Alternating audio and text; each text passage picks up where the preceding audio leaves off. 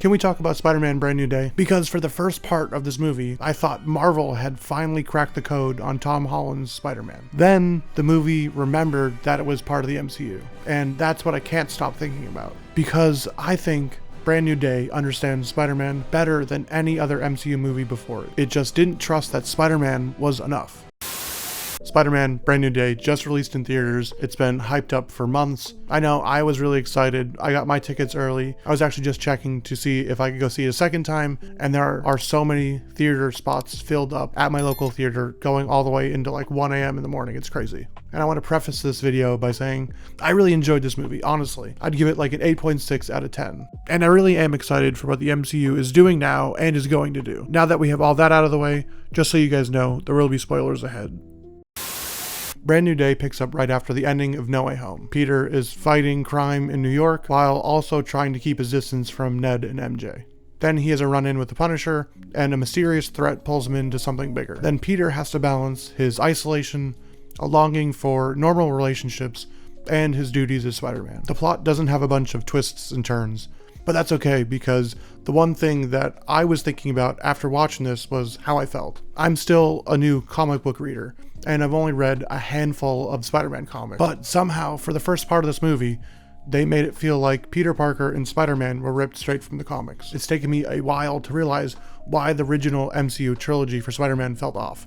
That was until I started reading the Spider-Man comics. I think the one that got closest is No Way Home, and even then, it only got really close because they were using two other Spider-Men that we all had nostalgia for, and using a bunch of villains from their universes. It wasn't Tom Holland's villains, and while yes, it did affect his world tremendously, it just made it feel like the rest of them. You know, before this movie, he's always been Iron Man Jr. He had to fight Mysterio, who was only set up in the MCU because of his hatred for Tony Stark. And then in this final one, it's villains from other universes that hate Spider-Man, but not him specifically. It's never been set up as Tom's movie. It's always been Tom Holland and another superhero, and another superhero, and another superhero. But finally, we get a movie where Tom Holland is front and center, and for the first part of that, that's all this is. From the opening lines, this was all I could think about. I'm on chapter 3 of this comic. Immediately, what jumped out to me was his dialogue about Gwen Stacy at the beginning of this, and how he misses her. That reminded me immediately of how he was talking about MJ at the beginning of this movie. But then after that, we get all of those glorious shots of all the recreations of the iconic comics that they were going for, and they kind of explain what Peter's been doing while Ned and MJ are in college. We finally get street level New York. We didn't have that in the first 3 movies. This one felt like the Sam Raimi movies, and Tom Holland's even throwing out quips like Spider-Man in the comics, but also like Andrew Garfield's Spider-Man. He did a really good job with that. He's talking to the cops and giving them praise, and it just felt like they captured the characterization from the comics and put it into the movies finally. And we can see he's earning his place in New York. He even gets a key to the city for how much he means to the city. And then I think they finally tastefully added in some other superheroes. We got the Punisher, we got Yelena, and we got the Hulk all in this one movie. But it didn't feel like forced integrations into this movie. So recently I've also been reading Chip Zdarsky's run on Daredevil, and I love how he integrated like Spider-Man and the Punisher into that, but it didn't feel forced. It felt really natural. And they do the same thing in this movie. I think Punisher is a standout in this movie. They toned it down a little bit, and I love that they gave him the Hulk so he had something to shoot without killing, but man, was he just funny, and it still felt like the Punisher from the Netflix show and from One Last Kill. Then we have Yelena, who I think people were confused why she'd be in this movie. I think it was just a great addition. He got some information from her, they had some funny scenes, and she was out of the movie. And then she comes back later and gives him some information back out of the movie.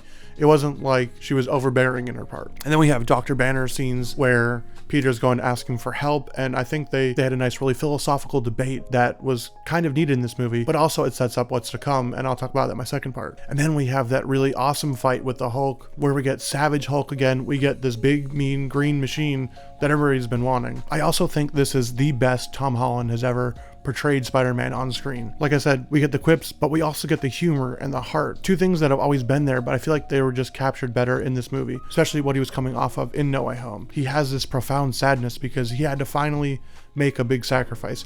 Yeah, Tony Stark died and that was his mentor, but that wasn't his sacrifice. But at the end of No Way Home, he had to make that decision, and that was his sacrifice he had to make to bear the great responsibility that he has.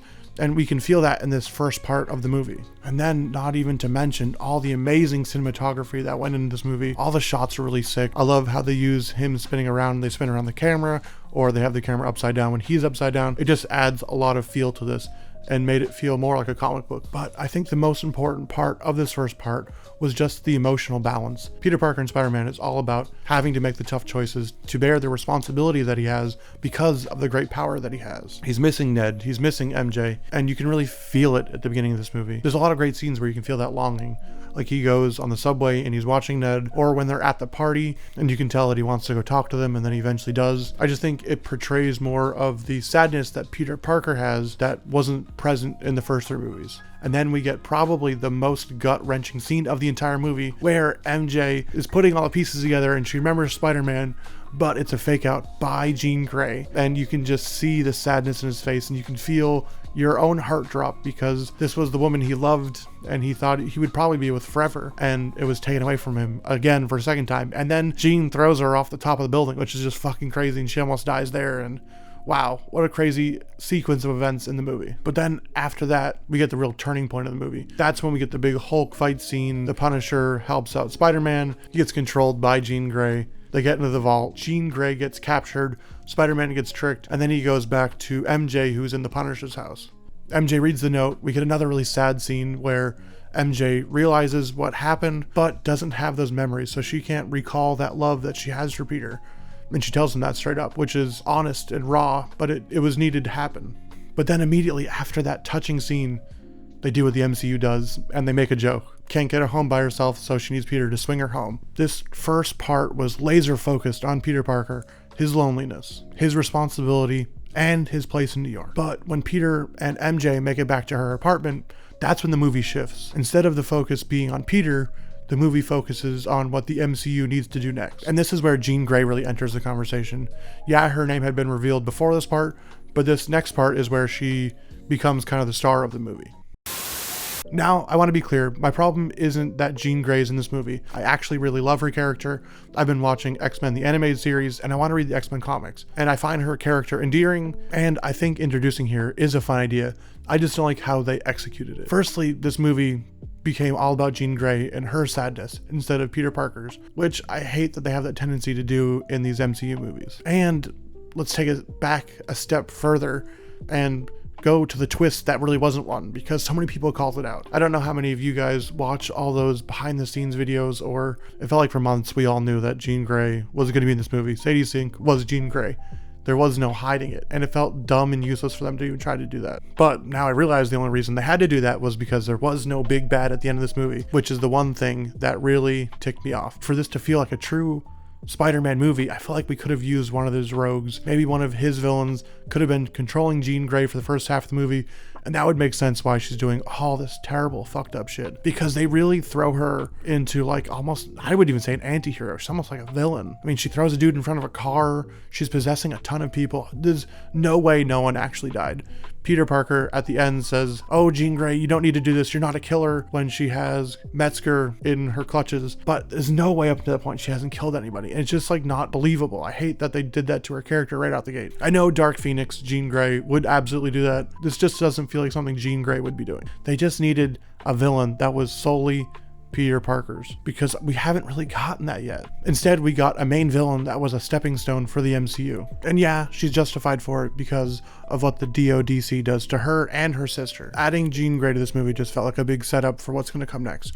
We know we're going to get mutants next. We know most likely the DODC is going to turn into something with mutant hate, and probably Trask is going to get involved. I just wish it wasn't in this movie because it started out so good. My other big, maybe controversial, big gripe with this movie was their walk back of the ending and the sacrifice of No Way Home. It may have only been a little bit, but I don't think it fits the spirit of what Spider-Man is. The biggest sacrifice that Peter's had to make so far in his journey is wiping everyone's memories and not going back to Ned and MJ and explaining why he did what he did. He just lets them be.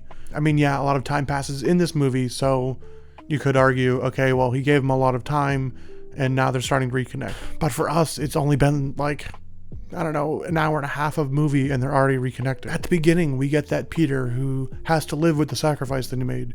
He's making a new life for himself. Yeah, he's isolated, and that's a big part of this movie, But we finally get that friendly neighborhood Spider-Man who's had to make a sacrifice, who's had to do something that means something to his life. He was given the power, now comes the responsibility. But by the end of this movie, it feels at least a little bit like a walk back of the sacrifices of No Way Home. I mean, perfect example. Gwen dies in his story. He doesn't get to just change that and go back to her and see how she's doing. This whole comic is dealing with his feelings about that and what he would want to say and just keeping her memory alive. But in the movie, he gets to just go see Ned and MJ and start building a relationship with them once again after having to sacrifice all their memories with him. I mean, they even double down on it with MJ saying that she's not in love with him. She doesn't know who he is. They don't have those memories. But in the second half of the movie, they walk that back. You can even see she starts remembering him. She remembers where they would sit on top of the school. She is playing with that necklace that he got her. Ned, at the very end, seems like he recognizes Peter from before the spell went off. I don't know, it just felt like really MCU, honestly. But he hasn't had that great sacrifice. Aunt May, I can't forget Aunt May.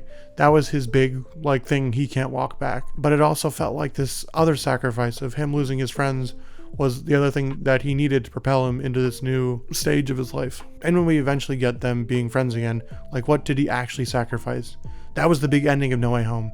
So if they walk that back completely, well then I feel like No Way Home's ending just gets lessened. And while you might be sitting there saying his journey is about going from isolation to needing people, to surrounding himself with people that love him, I just don't think it should have been Ned and MJ. They should have closed that off, made that sacrifice permanent, and they could have introduced Gwen. They could have introduced Harry Osborn. They could have given him other people to surround himself with. Even Jean Grey. He says, Jean Grey, you're not alone. You have me. There's one right there. It didn't have to be Ned and MJ. And I think that's what my biggest gripe is they kind of walk back what they've already set up in previous movies. Like Peter says a lot in this book, his happiest moments have to come after his saddest ones. Now you could argue there was a lot of sad moments in No Way Home, so he finally deserves some happy ones here. Spider-Man is defined by responsibility, and responsibility means that sometimes doing the right thing costs him something. The point isn't that Peter should stay lonely forever, but when he makes an impossible sacrifice, that sacrifice should matter. At the same time, I can understand the other perspective. Peter already suffered enormously in No Way Home. Maybe in Marvel's eyes, he's paid the price and earned the chance to rebuild his life. It's just a different interpretation of Spider-Man than the one I personally connect with. And honestly, I'm so excited to see where this version of Peter goes next. And I'd like to see how they're going to redeem Jean Grey, because I think it's going to be harder than they expect. Walking out of Brand New Day, I was only slightly disappointed. This is definitely the best Tom Holland MCU Spider-Man film that we've gotten. This is definitely my favorite Spider-Man MCU movie that we've gotten. Hell, this might even be my favorite Spider-Man movie of all time. It's already tracking to be one of the highest grossing movies of all time. So it makes sense why Jean's in this movie. I don't hate that Jean was in this movie. I hate how they executed her. I love the first half of this movie because it feels like the comic books that I've been reading, finally. And that first half reminds me of why he's one of Marvel's biggest superheroes. But what I truly just want is Peter Parker in New York, swinging around, fighting his rogues gallery, and just being the center of attention for once. Because for one half of this movie, Peter Parker and Spider-Man were enough. And that was amazing. Let me know what you think of this movie down in the comments. Again, I really enjoyed this movie a lot. I know I had a lot of gripes, but I can look past that and enjoy this movie a ton. If you enjoyed this video, I want you to check out the one that's on the screen now. I laid down some of my thoughts about the Doomsday trailer that just came out. So if you enjoy this one, I think you'll enjoy that one. Again, thank you so much for watching. I'll see you in the next video. Have a great day. Peace.